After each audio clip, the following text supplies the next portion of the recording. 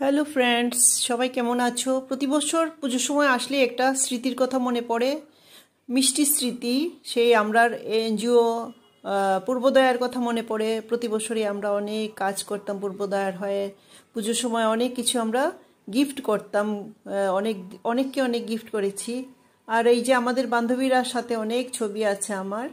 আর সাথে আমরা আন্দামান গিয়েছিলাম কোভিডের সময়, 2020 19-20-তে। তখনের কিছু ছবি তোমাদেরকে শেয়ার করছি, এগুলিও দেখার মতো। সেলুলার জেল, এই যে দেখো কি সুন্দর। তারপর সি বিচ আছে অনেকগুলো আন্দামানে। সি বিচগুলি নীল দ্বীপে গিয়েছিলাম, তারপর হ্যাভলক, সব কিছু ঘুরেছি, অনেক ঘুরেছিলাম অনেক বছর আগে, অনেক দিন হয়ে গেছে।